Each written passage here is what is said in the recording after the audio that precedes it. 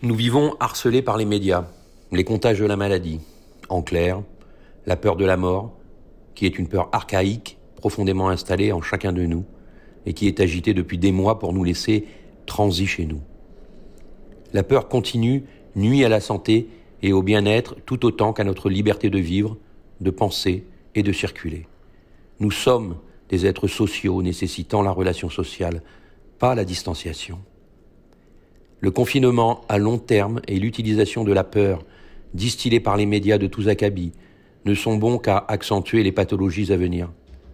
Fomenter les idées complosionnistes dans les esprits, diviser les peuples, rendre fous certains, accentuer les risques sociaux et mettre en danger la paix du pays. Depuis l'arrivée du virus Covid-19, le confinement, les couvre-feux, le nouveau confinement, tous ont participé à un ralentissement de la propagation, mais surtout de l'occupation des lits de réanimation dans les hôpitaux publics. 5 000 lits en mars, 12 000 promis pour septembre. Et à l'heure actuelle, quid? Dans le public et dans le privé. Cette crise est estimée dernièrement à 500 milliards d'euros. Combien coûte la construction dans l'urgence d'hôpitaux de campagne avec réanimation? Combien coûtent les besoins à mettre en œuvre pour soigner 10 fois plus de personnes? Alors, on ne veut pas étendre les unités de réanimation, mais limiter les cas graves, dixit M. Véran.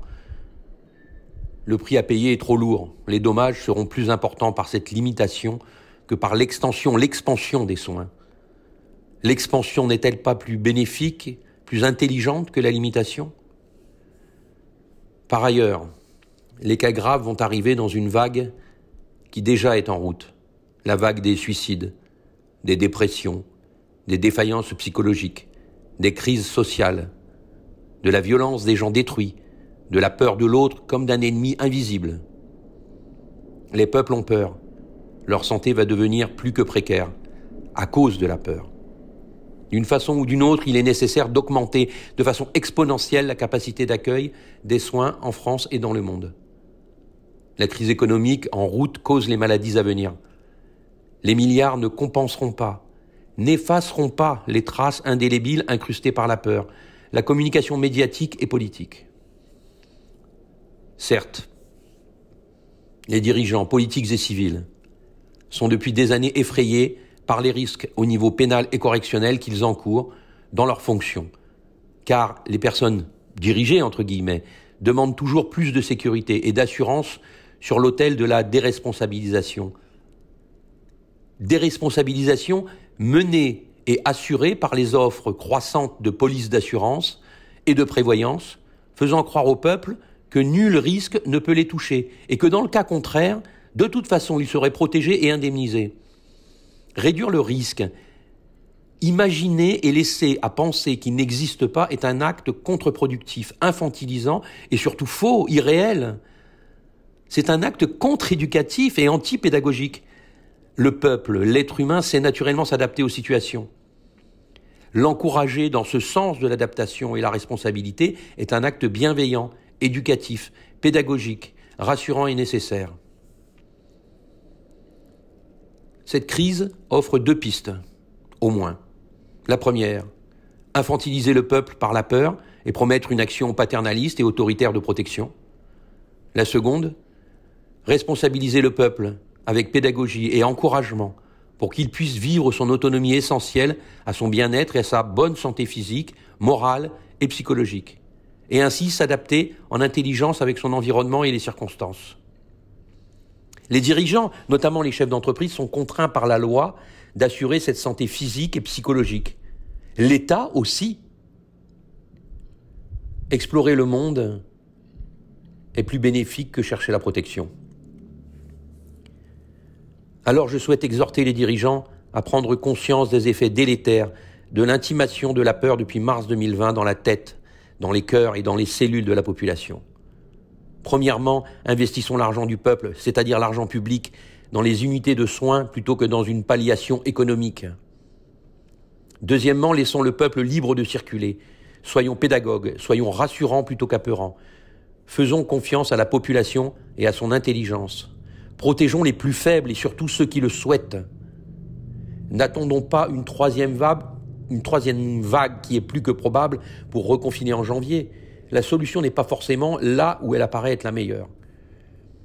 Quatrièmement, ayons une communication juste, réelle, transparente sur les sujets de cette crise. Combien de lits réellement, privés et publics? Combien de décès réellement dus au Covid? Combien de lits occupés par type de service dus au Covid?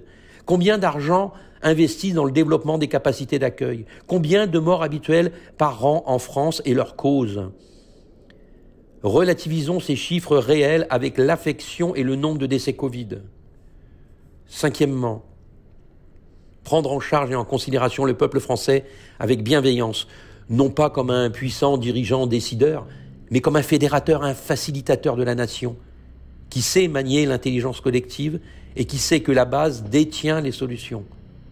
Rarement la tête, bien qu'elle puisse le croire. L'ouvrier qui manie la machine sait mieux que son PDG ce qui fonctionne ou pas, l'employé au service après-vente connaît mieux que son dirigeant ce qui satisfait ou non le client et ce qu'il faudrait mettre en œuvre pour corriger le tir. Sixièmement, prendre les mesures d'urgence immédiatement pour investir dans le déploiement des capacités d'accueil et être en place en janvier, et ainsi redevenir un pays rayonnant et inspirant à l'échelle nationale. Septièmement, rendre la parole à la population. Les députés et sénateurs ne représentent pas le peuple en votant des lois qui vont à l'inverse des avis et des sentiments de leurs électeurs. Mesdames et messieurs les parlementaires, sondez votre population, faites votre travail qui est la représentation du peuple et non pas votre avis personnel ou encore votre sens de la carrière politique, enfermé dans les hémicycles et les ordres de la République. Reprenez contact avec la réalité et avec vos semblables, avec vos concitoyens. Françaises et Français, prenez la parole, exprimez-vous, sondez vos cœurs, éteignez les téléviseurs, réfléchissez et décidez de votre avenir et de l'avenir des vôtres et de la nation. Vive la France, qui est un pays intelligent, malin, en avance, avec des idées, un pays avant-gardiste. Je ne suis pas politisé, simplement un citoyen décontenancé par la situation et qui tente de regarder cette situation avec recul, froideur, au-delà de peur, des idéologies, des croyances et des balivernes.